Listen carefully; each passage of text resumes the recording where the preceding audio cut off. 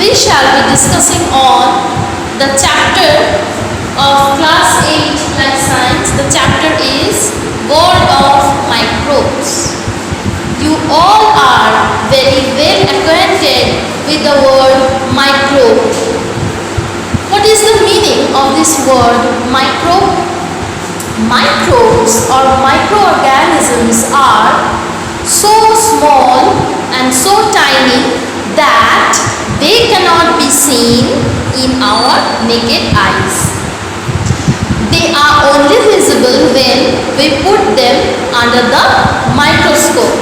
That's why they are called microbes. Okay? Next is,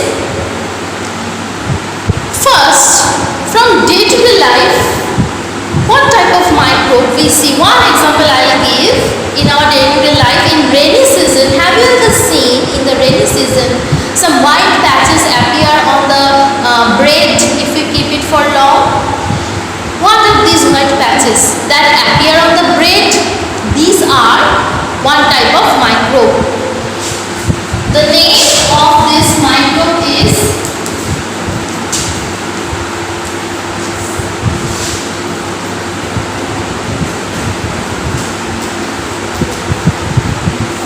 Rhizopus stolonifer. This is commonly known as bread mold fungus. It's a type of saprophytic fungus. It's a type of microbe, which means, okay. Next is, where you will find microbe in the nature? In the environment, we see microbes all around us. We can find microbe in water, in soil, in organisms, in the bodies of plants and animals, that means in the bodies of living organisms. You can see microbes in the air as well. So they are all around us. Microbes are all around us. Next is types of microbes. Types of microbes.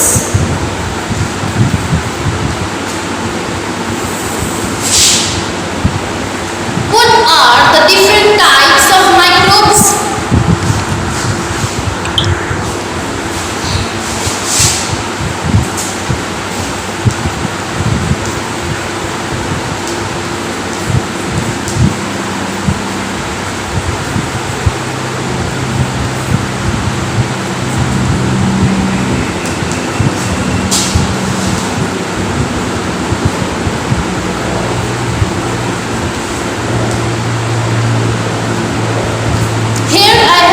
The types of microbes: bacteria, protozoa, fungi, algae and viruses. These are the types of microbes. Now I shall be discussing each of them in brief.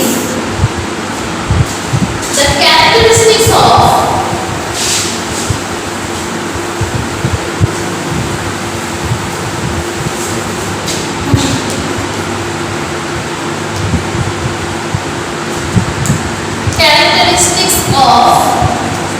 bacteria.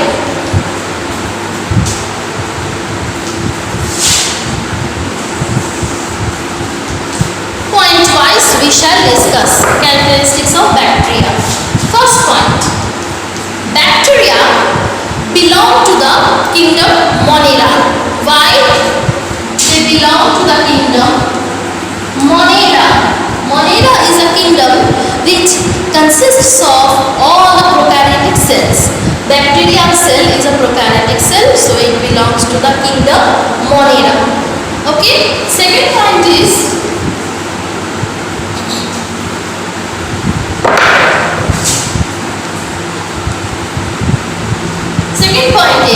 a bacterial cell is the simplest and the smallest of all types of microbes. A bacterial cell is the simplest and smallest among all the other types of microbes. This is the second point. The third point of bacteria is, in a bacterial cell you will see cell wall, but the cell wall is different from the the cell wall of a plant cell. A plant cell wall is made up of cellulose, but a bacterial cell wall is made up of peptidoglycan. What is peptidoglycan? It's a compound consisting of amino acids and disaccharides. After third point, fourth point of bacterial cell, which is very important, that is, inside of the cell we will not see any typical nucleus or true nucleus is absent. What is the meaning of true nucleus? A nucleus which is surrounded by a membrane is a true nucleus. But in case of a bacterial cell, you will see only DNA or RNA is present inside the cell in a coiled condition. This is the genetic material of the cell. It is in a coiled condition. No nuclear membrane is seen. So true nucleus is absent, and so it is called prokaryotic cell.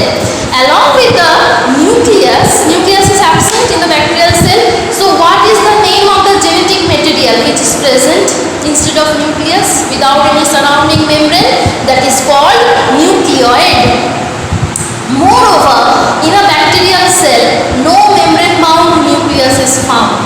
Moreover, in a bacterial cell, there is no membrane bound cell organelle found. Only ribosome is present. Why ribosome is present? Because ribosome has no membrane, so it is non-membranous. It is found in the bacterial cell.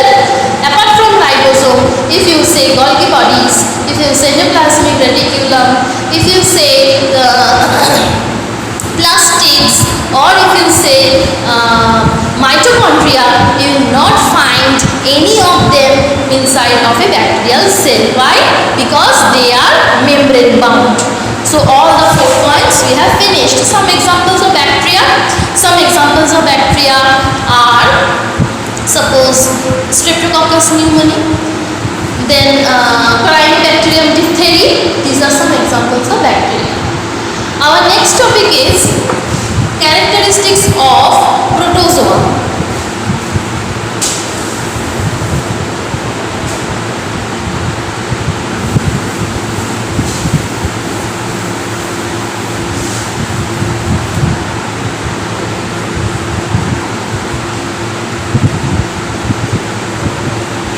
What are the characteristics of protozoa?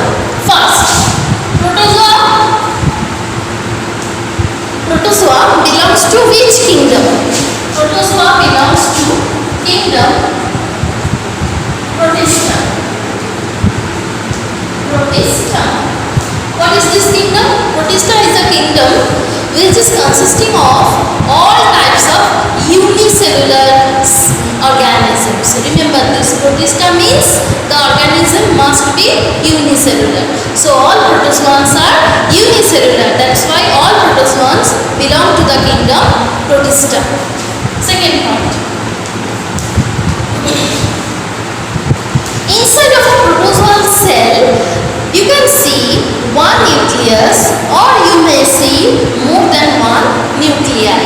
Okay. Third point. Inside of a protozoal cell, I have told just now, you can see nucleus, one or many. Now my next question will be, are these nuclei true nuclei, or they are not? They are true nuclei because they are not prokaryotic, they are eukaryotic. So nucleus is membrane bound.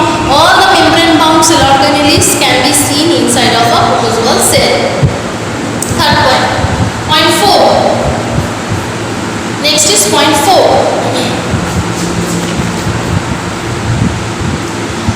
A protozoa can live freely, or a protozoa can make colony, or a protozoa can be parasite. Next is point 5. What are the locomotory organs of a protozoa? The locomotory organs of a protozoa are many. There are different types of locomotory organs are seen. Suppose if you say about amoeba, amoeba's locomotory organ is pseudopodia. Paramecium's locomotory organ is cilia. Okay, and Euglena locomotory organ is flagella, and so on. Next is point 6. Wide variety on shape. What is the shape of protozoa? The cell of a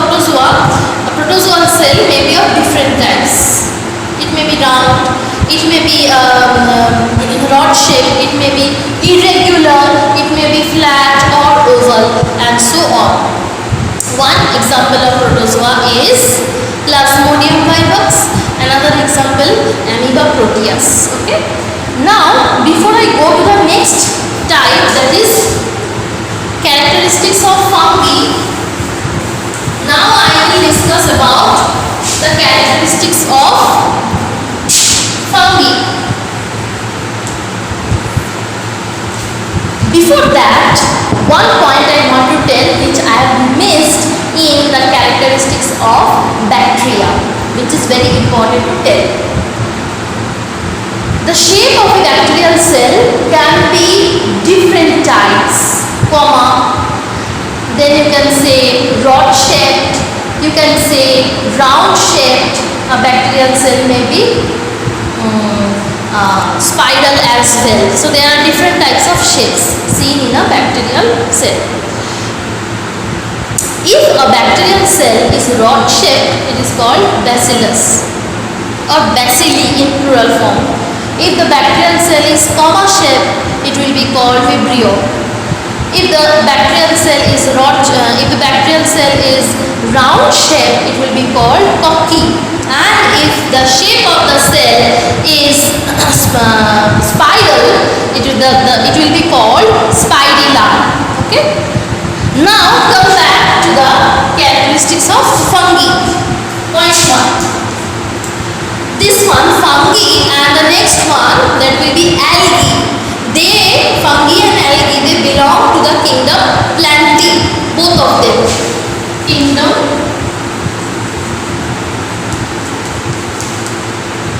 Plantae. Number 2, body thallus-like.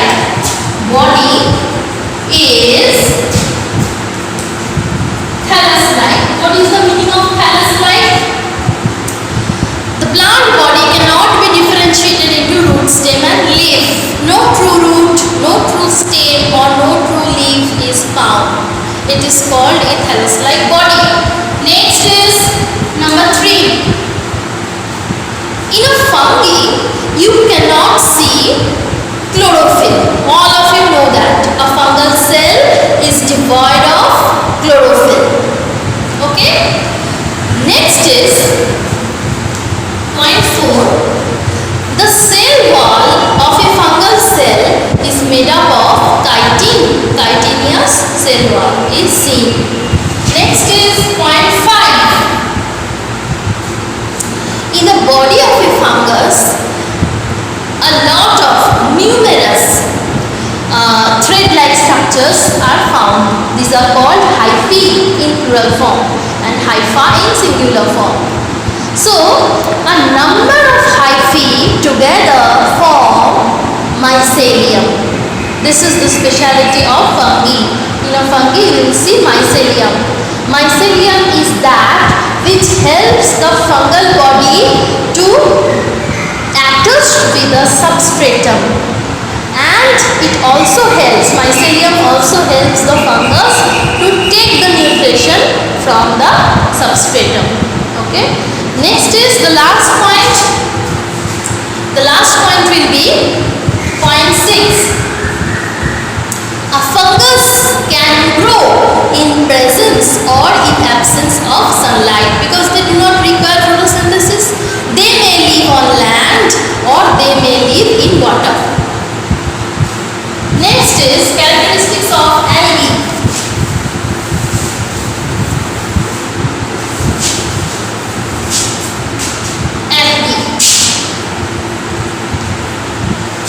Point 1. As I have told you just now, algae and fungi, they both belong to the kingdom Plantae. Next is the cell wall of an algae is similar to the cell wall of plants. That means cellulose cell wall is seen. Point 3. Body thallus-like the previous one, like fungus. The body of an algae is also thallus-like, which means body cannot be differentiated into root, stem and leaf. Point 4. An algae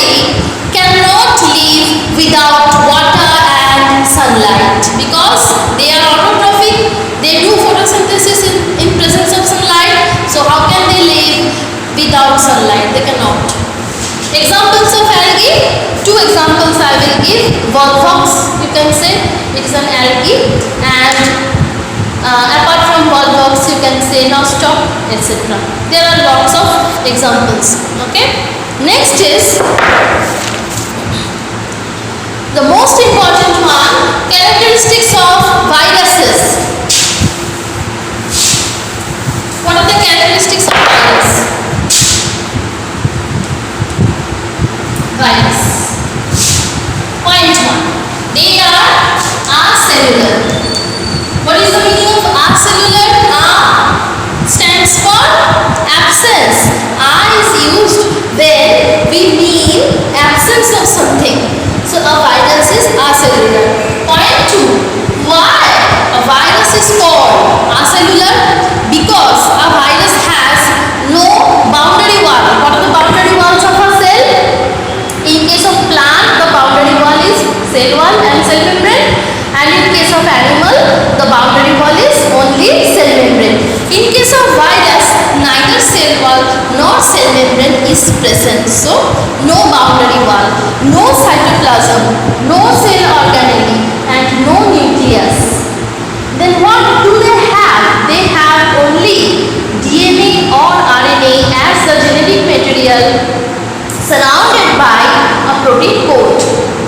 That's why they are called acellular. Next is, most of the viruses are pathogenic. Pathogenic means disease causing. One virus is there which is beneficial, that is bacteriophage or phage virus. Point 4. Viruses are called intermediate between living and non-living. Why?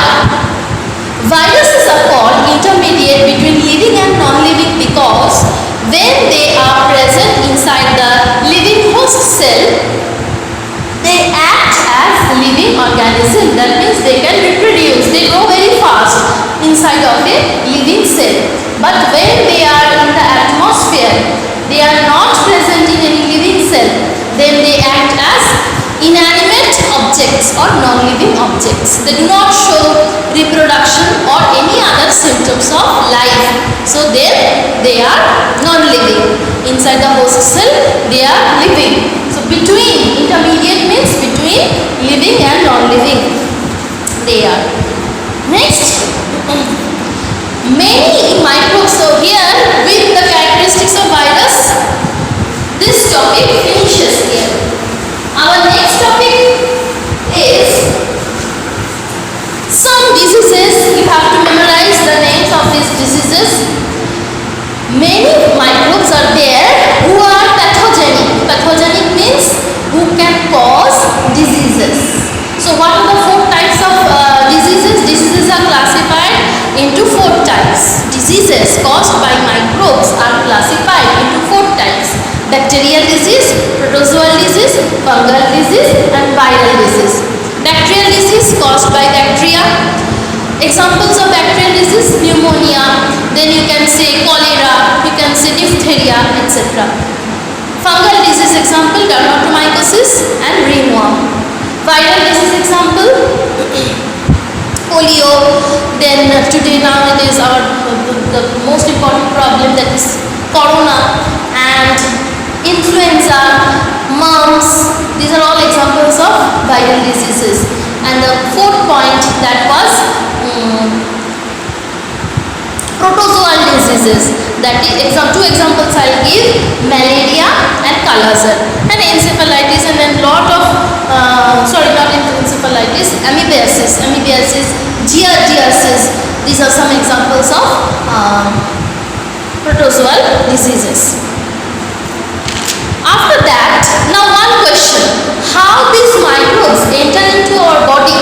These microbes enter into our body through various factors. They may enter through soil, they may enter through air, through food, or through water, or with direct contact with the diseased person. Okay? Next, I shall be discussing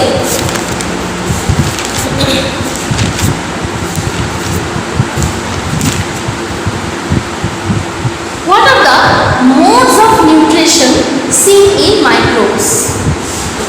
So, topic name, mode of nutrition. Mode of nutrition seen in microbes.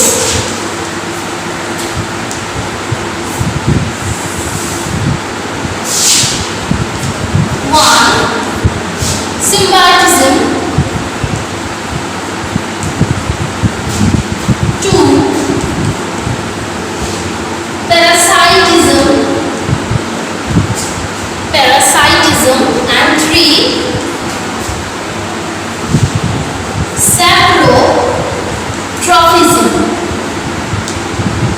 saprotrophism.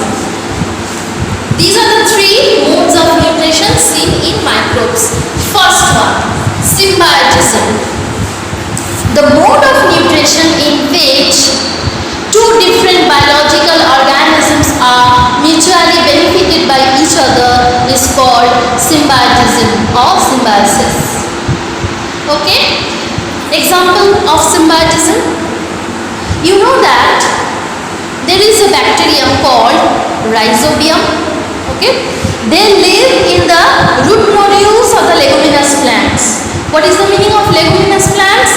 The plants who have nodules in their root are called leguminous plants because these root nodules are called legume. From that the word leguminous has come. So this Rhizobium bacterium, they live in the root nodule of the leguminous plants. Examples of leguminous plants are peas, soybeans, pulses, etc. They, that means the Rhizobium bacterium, can fix the atmospheric nitrogen and convert the nitrogen into nitrogenous compounds in their body. Okay? Not in their body, the nitrogenous compounds of the soil. Rhizobium is living in the root nodule of the leguminous plant. It can fix the atmospheric nitrogen into the nitrogenous compounds of the soil. So here, who are the two different biological organisms? One is the Rhizobium bacterium, another is the leguminous plant. They are mutually benefiting each other. How? The plant is giving shelter to the bacterium. In return, the bacterium is providing nitrogenous compound to the plant. Okay? Another example of symbiotism is lichen. What is it? It's a symbiotic association between fungus and algae. Okay? Next is parasitism. What is parasitism? The non-mutual relationship between two different biological organisms where the host organism provides the nutrients to the parasitic organism, or in other words we can say the non-mutual relationship between two different biological organisms where the parasitic organism takes the nutrition from the host organism.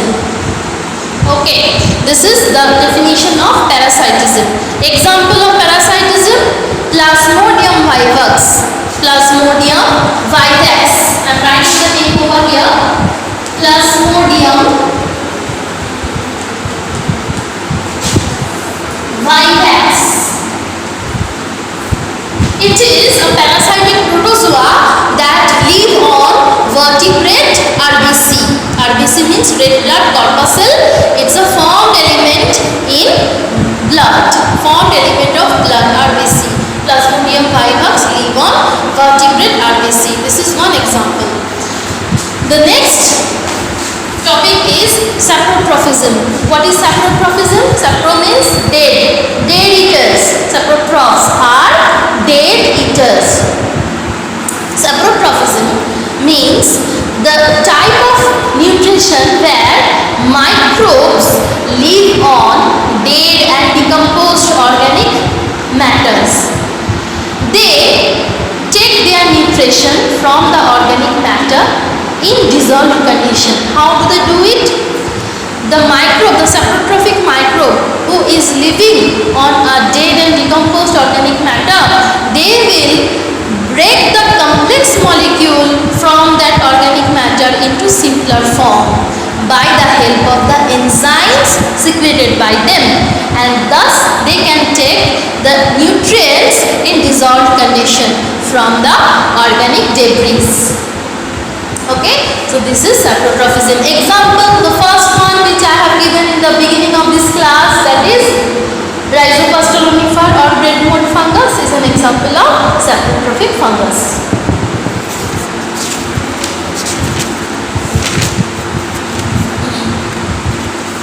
Now see, here at this point I shall be discussing the overall characteristics of microbes. Till now I have told you about common examples of each type of microbe. Then I have told you that what are the characteristics of each type, virus characteristics, bacteria characteristics, protozoa and so on. Then the mode of nutrition is covered. Now the next topic will be general characteristics of microbes.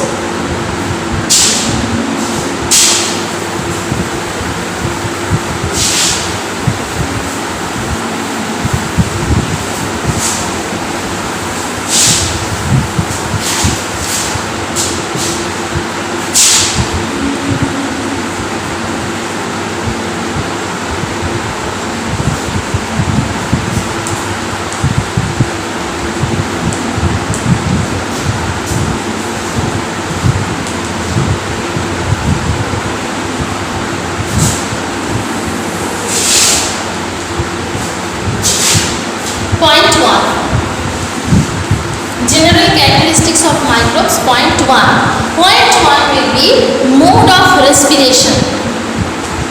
Mode of respiration.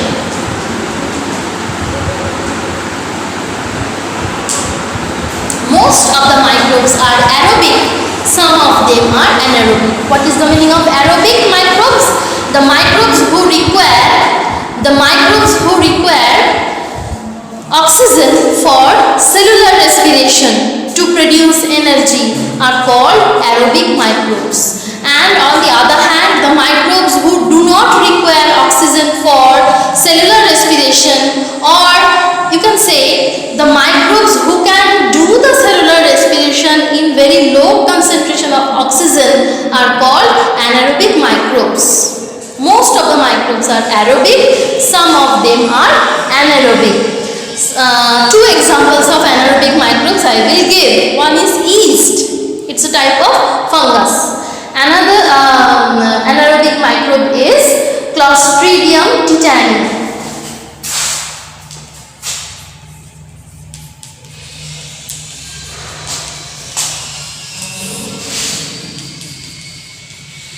This Clostridium tetani,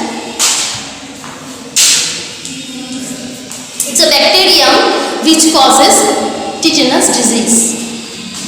Point 2.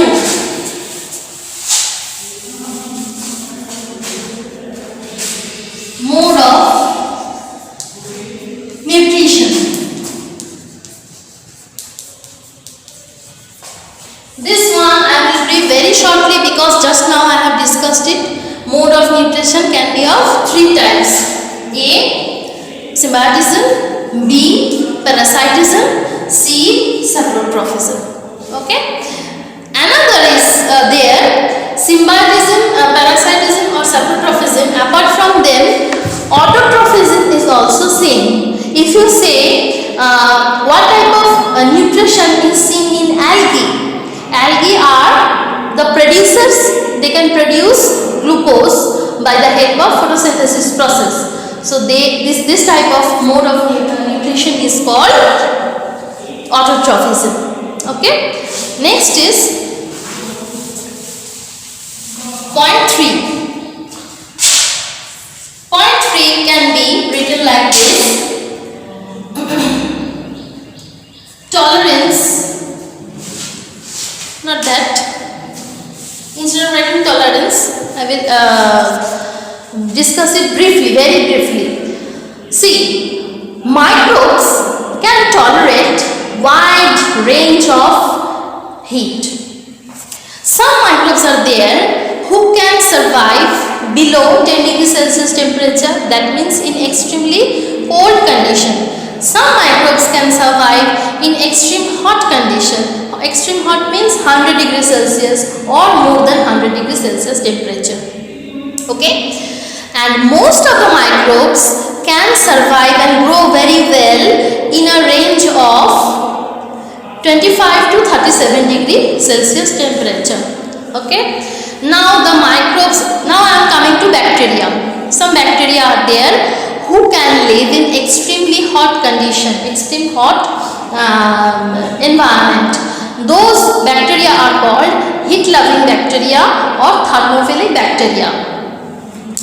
One example of thermophilic bacteria is Thermus aquaticus. They live in 100 degrees Celsius temperature or even more than 100 degrees Celsius temperature. This Thermus aquaticus bacteria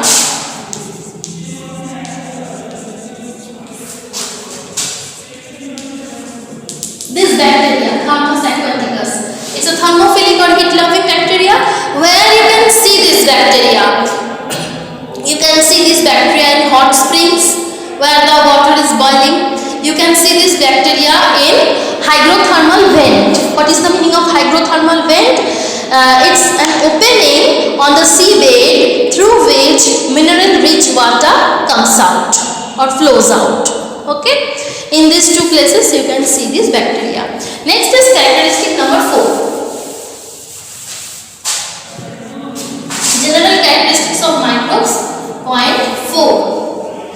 From the name microbe, we can easily understand they are very small, so they cannot be seen by our naked eyes. They are observed only when we put them under the microscope. Now the question is, how can you see them? For seeing them perfectly, we use a method. That method is called Gram staining method. Stain, S-T-A-I-N, stain means color.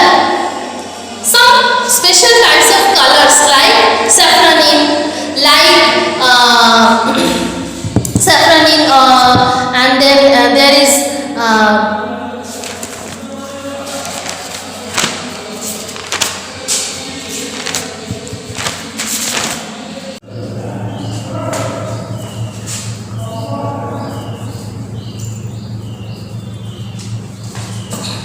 so a method called Gram staining method is used to identify the microbes under the microscope. In this process, the microbe is colored with the examples of coloring agents. These coloring agents are called stains. Stains. Here I have written stains. This coloring agents, some examples like saffronin and then crystal violet, these are stains, and this process of coloring microbes is called Gram staining method. With point 4, our topic general characteristics of microbes finishes.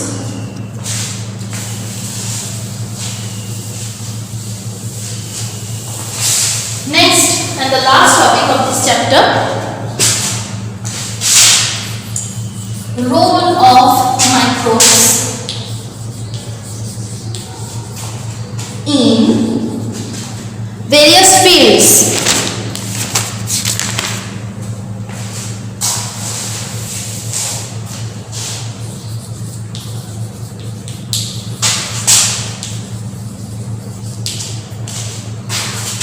Role of microbes on environment.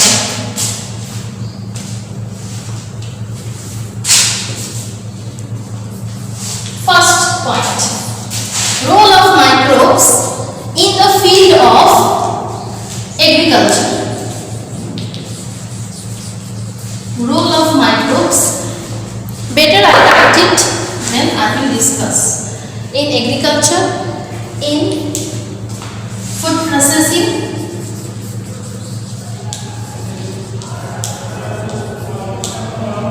point 3, in the field of medicine, and point 4, in the field of waste management. Waste management. Let's see one by one. First one, role of microbe in the field of agriculture. First point that comes in my mind is there are some free living bacteria. Examples: Clostridium, Azotobacter, some cyanobacteria. Okay, they live in the they do free living in the field. They live freely in the soil, and they can fix the atmospheric nitrogen and convert it into nitrogenous compounds of their body.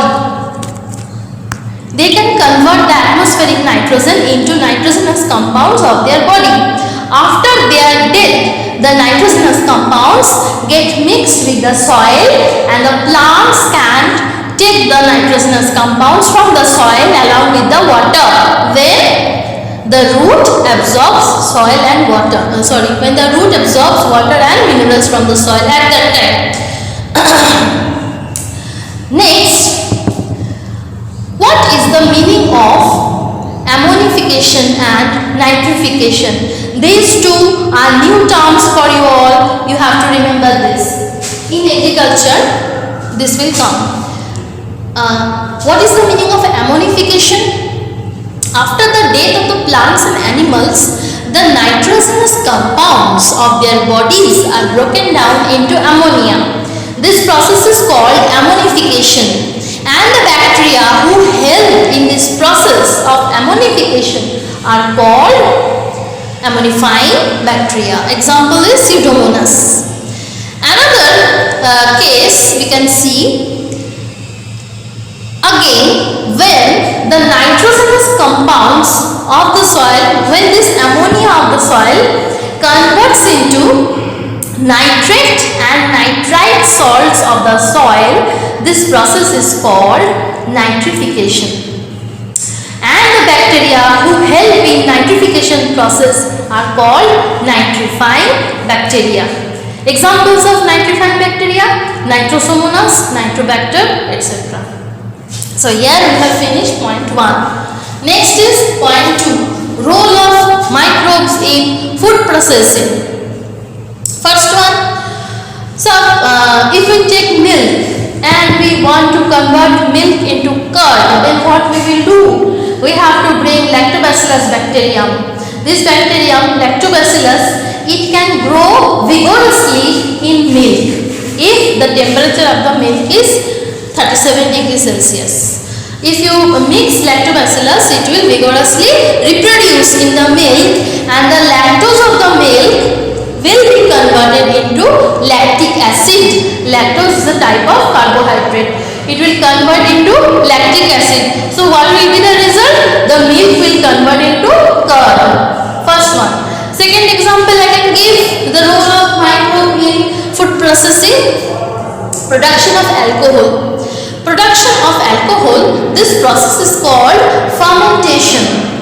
Yeast is a bacteria which is used in this, yeast is a fungus. Yeast is a fungus which is used in this process. Okay.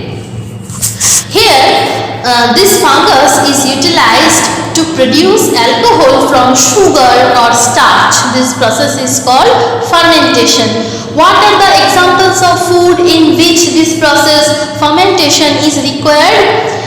Some examples of food are cake, dosa, idli, cheese. These foods are produced by the fermentation process. Next is role of microbes in the field of medicine. When we talk about medicine, what comes in our mind at first? It is antibiotic. This word comes in our mind at first. Who is the discoverer of antibiotic? All of you know, that was Sir Alexander Fleming. He discovered antibiotic from the body of a fungus called Penicillium notatum, and the name of his discovered antibiotic was penicillin.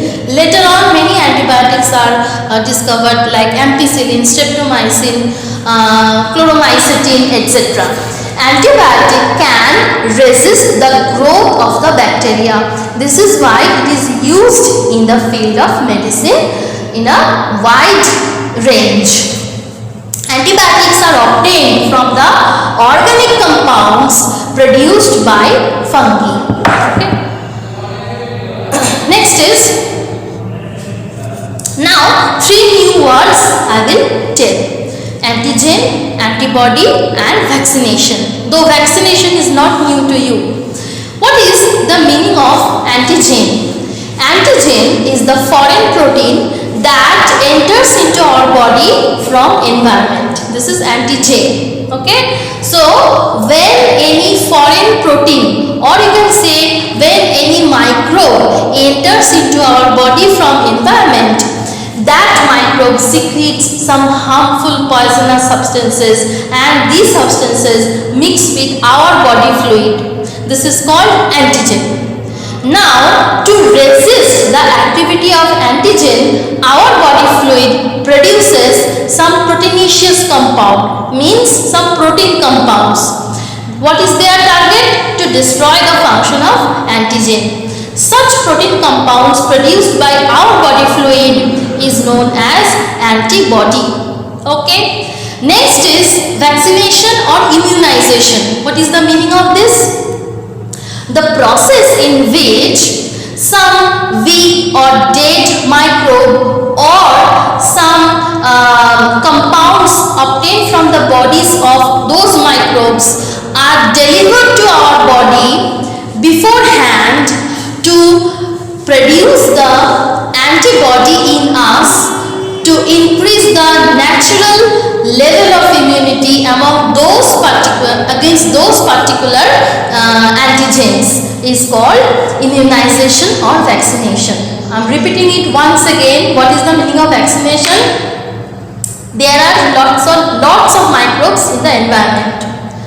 When any microbe enters into our body can produce the antibody to fight against that microbe.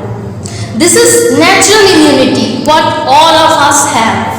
But vaccination is not natural immunity. Vaccination means when any microbe in dead condition or in weak condition is delivered into our body, or some specific organic compounds obtained from the bodies of those microbes is delivered into our body in a specific dose, then our body immunity, the immunity power of the body increases. Okay. Increases, but how it is increasing? By producing the antibody in our body. This antibody can fight against that particular antigen. Okay, this process is called vaccination or immunization. Some examples of diseases which have been controlled by vaccination process in our country, that is polio. Examples: polio is completely eradicated by vaccination process. Then you can say diphtheria vaccination, diphtheria disease can be controlled by vaccination. Then tetanus is a disease which can be controlled by vaccination process. Okay, so we have finished this chapter.